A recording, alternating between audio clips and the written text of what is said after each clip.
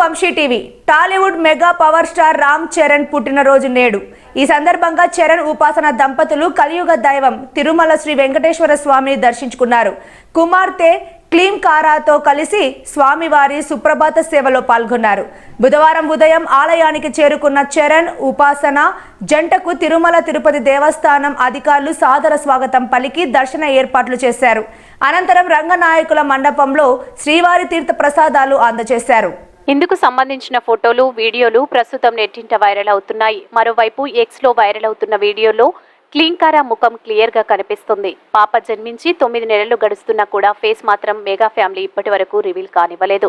తాజాగా mega princess face అనుకోకుండా reveal కావడంతో అభిమానులు పాపను చూసి సంతోషం వ్యక్తం చేస్తున్నారు. క్యూట్ మెగా ప్రిన్సెస్ అంటూ కామెంట్స్ చేస్తున్నారు. ఆ వీడియోను విపరీతంగా షేర్ చేస్తున్నారు.